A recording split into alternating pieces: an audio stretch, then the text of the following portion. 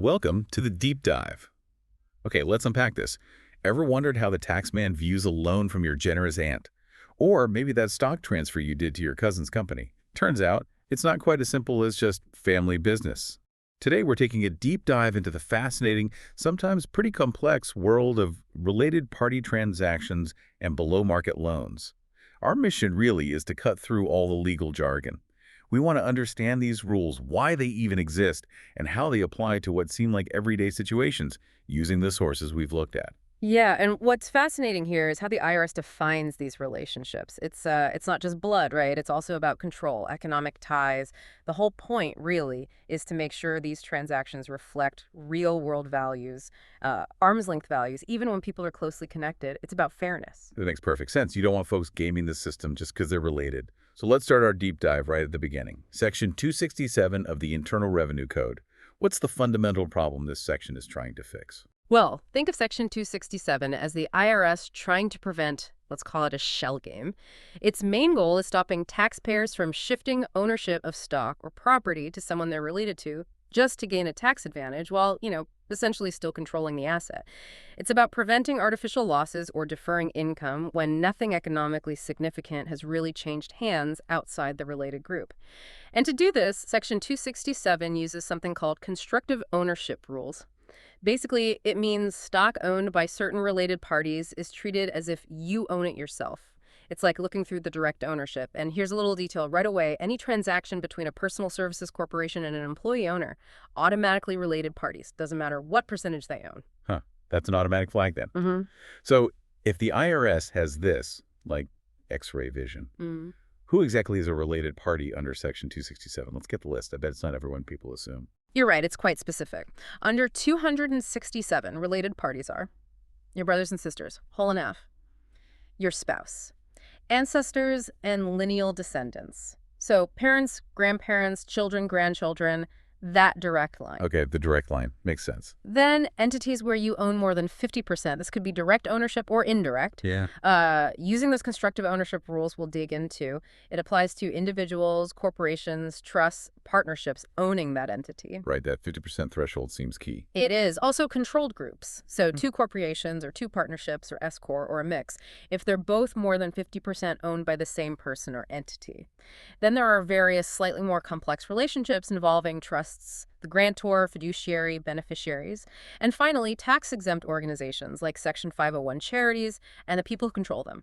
But here's the twist, the part that surprises people. In-laws. Step relationships. They are not considered related parties under these specific Section 267 rules. Wow, okay. That is a twist. So your father-in-law isn't related for this purpose. It really shows it's not just about the family tree. It's about financial control and these very precise definitions. Okay, this is where it gets really interesting. Let's dive into how this constructive ownership actually works. How does the IRS see through everything? Exactly. This is where the rules get layered. Let's start with Rule 1, proportionate ownership. The gist is, if a company or partnership you own holds stock in another company, you're treated as owning a piece of that other company's stock. Proportionally. Let's use an example. Call it example 1. Kathy and ABC Company. Kathy owns 80% of Handlebars, Inc. Handlebars, Inc. owns 30% of ABC Company. Under Rule 1, Kathy is treated as owning 24% of ABC Company. That's her 80% share of Handlebars' 30% stake. So 80% times 30% equals 24%. Okay, so it flows through the entity she controls. Got it. Then there's Rule 2, family attribution. This rule says you own stock that's owned by specific family members, the ones we just listed under Section 267. Let's do example 2. Chad and Wick Corp. Chad owns 30% of Wick Corp directly. His wife, Kathy, owns 20%. His grandson owns 5%. And his nephew owns 15%. So how much does Chad constructively own? He owns his 30% plus Kathy's 20%, spouse, plus his grandson's 5%, lineal descendant, that totals 55%. Ah, but not the nephew's 15%. Exactly, because nephews, as we said, are not Section 267 family members for this rule. So Chad is treated as owning 55%. Okay, this raises a big question for me. What happens when these rules interact? Like, can ownership be attributed and then attributed again? Can you double dip on this? Great question. And that leads us to Rule 3, reattribution of Rule 1 ownership. This is a bit tricky, but important. Stock that you constructively own because of Rule 1, that proportionate ownership through an entity is treated as actually owned by you for the purpose of applying Rule 1 again or applying Rule 2, family attribution, to someone else. Okay, hold on. Let's break that down. Right. Let's revisit example 3. Kathy, Chad, and ABC Company. Remember, Kathy constructively owned 24% of ABC through Handlebars Inc. Rule 1. Now, that 24% is treated as if Kathy actually owns it. So if we're trying to figure out if her husband, Chad, is related to ABC Company, we would add that 24% attributed from Kathy to any stock Chad owns directly or through other means. That 24% counts towards his potential related party status with ABC. Okay, so the entity attribution can then flow to a family member. Yes, but, and this is the crucial no double dipping part, Rule 2, the family attribution, cannot work that way in reverse or chain react. This is sometimes called the non-attribution to other family members rule. Stock you constructively own only because of Rule 2, family member attribution, cannot then be reattributed from you to another family member using Rule 2 again. Phew. Okay, example time. Definitely. Example 4. Chad, Kathy, and Shirley. In example 2, Chad constructively owned Kathy's 20% of Wick Corp because she's his spouse. Rule 2. Now let's say Chad has a sister, Shirley. Can that 20% stock, which Chad constructively owns from Kathy, be attributed again from Chad to Shirley? The answer is no, because it came to Chad via family attribution, Rule 2. It stops there. It cannot jump from family member to family member via Rule 2. Got it. That prevents it from spreading infinitely through the family tree just based on one person's ownership. Exactly. It limits the chain reaction. Now, one last example to show how this can make seemingly separate companies related. Example 5. Arnold Corp, Cooper Corp, and Diggins Corp. Arnold Corp owns 40% of Cooper. Arnold also owns 30% of Diggins, and Diggins in turn owns 40% of Cooper. Are Arnold and Cooper related? Let's see. Arnold owns 40% directly, plus Arnold owns 30% of Diggins, and Diggins owns 40% of Cooper. So Arnold constructively owns 30% of that 40%, which is 12%, 0.30 by 0.40. Add the direct 40% and the indirect 12%. Arnold constructively owns 52% of Cooper. Since that's over the 50% threshold, Arnold Corp and Cooper Corp are related parties. Wow. Okay, that really demonstrates how complex ownership structures don't hide the relationship from these rules. The IRS's X-ray vision is pretty powerful. So now we know who counts as related. What happens when they actually do business, like selling property back and forth? What are the tax hits? Right, that's the practical impact. Let's talk property transactions. First, capital gains. Generally, if you sell non-depreciable property like land to a related party and you have a gain, that gain is taxed. Pretty straightforward. But there are a couple of key exceptions to capital gains treatment. Okay, what are those? First, sales between spouses. Generally, no gain is recognized. The spouse receiving the property just takes the original basis. It's like it wasn't sold for tax gain purposes. Second, sales between an individual and their 50% plus controlled corporation or partnership. Here, if there's a gain, it's taxed as ordinary income, not capital gain. Ooh, that's a big difference. Ordinary income rates can be much higher. They can be, so that's an important one. Now, what about losses? Yeah, what if you sell to your brother and lose money? Do you get to deduct that loss? Generally, no. For capital losses and related parties, losses are usually disallowed on sales between related parties. This is true even if you sold it for the actual fair market value. Why disallow a real loss? The thinking is to prevent related parties from just generating artificial losses on paper to reduce taxes without any real economic loss happening outside the family or controlled group. You could just sell it back later or sell it to another related party. Okay, so the loss is disallowed for the seller. What happens to the buyer, the related party? This impacts their basis, right? Exactly. The basis rules for the related party who buys the property get interesting. Their gain or loss when they eventually sell it to an unrelated person depends on that resale price compared to the original cost and the related party sale price. Okay, let's walk through that slowly. Maybe an example. Perfect. Let's use example 6. Ned, Ray, and Bobby. Ned buys stock for $20,000. Later, he sells it to his brother, Ray, for $16,000. Ned has a $4,000 loss, $20K, $16K. Because they're brothers, related parties, Ned's $4,000 loss is disallowed. He can't deduct it. Now, Ray holds the stock. Sometime later, Ray sells that same stock to Bobby, who is unrelated, for $21,000. What's Ray's gain? Okay, Ray paid $16,000, sold for $21,000, so $5,000 gain. Not quite. Here's the gain rule. Ray's recognized gain is only $1,000. Why? Because when calculating gain, Ray gets to use Ned's original basis of $20,000. So $21,000 selling price minus Ned's $20,000 basis equals $1,000 gain for Ray. That disallowed $4,000 loss Ned couldn't take. It effectively shelters the first $4,000 of Ray's potential gain. Whoa. Okay, so the disallowed loss isn't totally lost. It can reduce future gain for the related buyer. That's clever. What if Ray sold it for less, like, say, $15,000? Good question. That brings in the loss rule. If Ray sells to Bobby for $15,000, which is less than Ray's purchase price of $16,000, then Ray can recognize a loss. But his loss is calculated using his purchase price. So $16,000 basis minus $15,000 selling price, a found $1,000 loss for Ray. He doesn't get to use Ned's higher original basis to create a bigger loss. And what if he sold it for, say, $18,000? That's between Ned's basis, $20K, and Ray's purchase price, $16K. Right. That's the no gain or loss rule. If the final sale price to the unrelated party falls between the original basis and the related party purchase price, then Ray recognizes no gain or loss.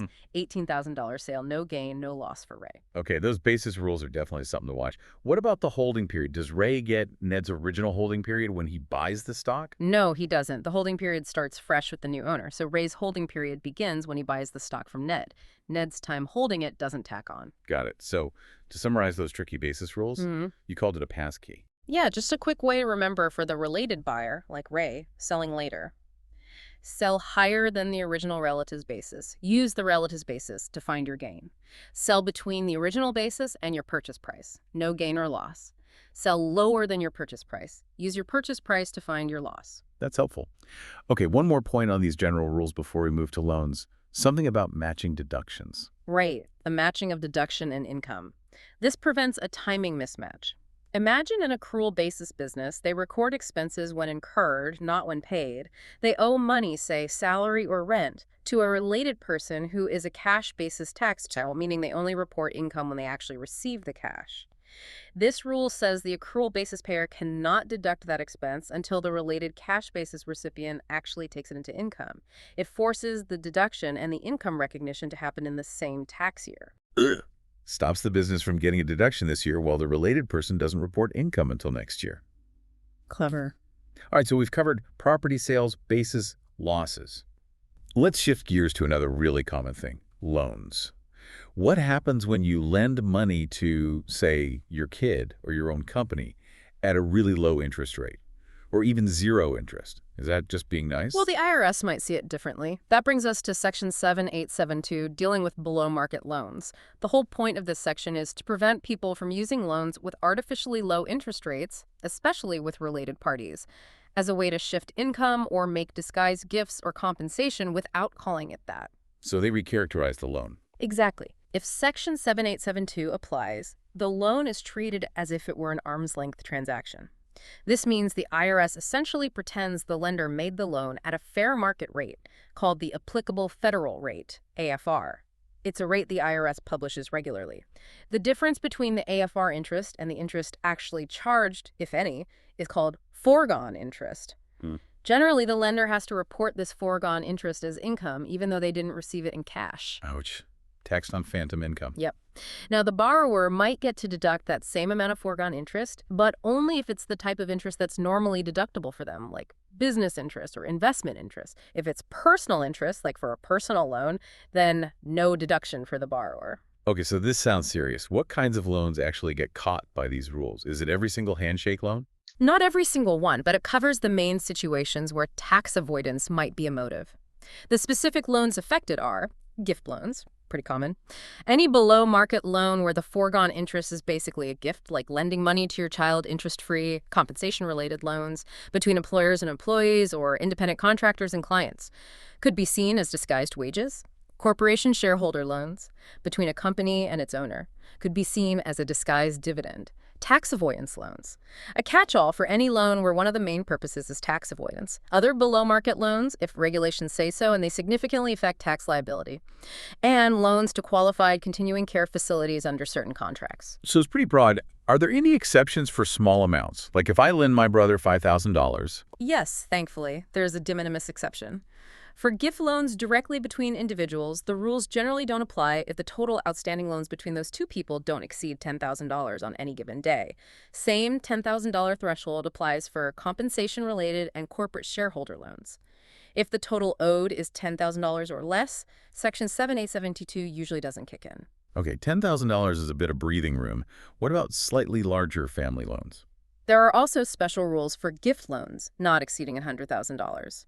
If you make a gift loan to someone and the total outstanding loans between you and that person are $100,000 or less, the amount of foregone interest the lender reports and the borrower might deduct is limited. It can't be more than the borrower's net investment income for the year. And crucially, if the borrower's net investment income for the year is $1,000 or less, the foregone interest is treated as zero. Ah, that's a significant protection. So if you lend your kid, say, $50,000 to help with a down payment and they don't have much investment income, you likely won't have imputed interest issues. Exactly. That $1,000 net investment income floor provides a safe harbor for many typical family loans under $100,000. Okay, so assuming the loan is large enough and doesn't meet an exception, how do you calculate that foregone interest? The calculation is pretty logical. You figure out how much interest would have been payable if the loan charged the applicable federal rate, AFR. Then you subtract the interest that was actually payable based on the loan agreement. The difference is the foregone interest. Can we run through an example? Sure. Example 7. Mike and Angie. Mike loans $200,000 to his sister, Angie. It's a 10-year loan, and he's only charging her 1% annual interest. Let's say the correct AFR for a loan of this term is 2.24%. Since 1% is below the 2.24% AFR, this is a below-market gift loan, and Section 7872 applies. Okay, so how much interest gets imputed? First, calculate the interest using the AFR. 2.24% times $200,000 equals $4,480. Then, calculate the interest actually payable. 1% times $200,000 equals $2,000. The foregone interest is the difference. $4,480 minus $2,000 equals $2,480. So, Mike, the lender, has to report an extra $2,480 in interest income, even though Angie only paid him $2,000. Wow. That really shows how even a rate that seems reasonable, like 1%, can trigger imputed income if it's below that official AFR benchmark. Okay. This has been a real deep dive. We've covered the surprisingly specific ways the IRS defines related parties. We've navigated those complex, almost like X-ray vision, constructive ownership rules. And then we saw the real-world tax hits for things like property sales, disallowed losses, tricky basis rules, and these below-market loans with phantom income. It seems clear the goal behind all these rules is maintaining that arm's-length idea, preventing hidden tax benefits within related groups. That really is the core principle connecting all of this. Yeah. It underscores that even when dealing with family or controlled businesses, the tax system expects transactions to generally reflect market reality. It's fundamentally about fairness and preventing tax avoidance through relationships. So the next time you're thinking of doing a financial favor for a family member or structuring a deal with a company you have a stake in, maybe pause for a second. Remember that the tax code might see more family or connection than you initially realize. And that really raises an important question for you to think about. How might understanding these nuanced rules, these definitions, these look-through rules, these consequences, actually change the way you approach your own financial arrangements to make sure those friendly deals don't end up causing unexpected tax headaches down the road?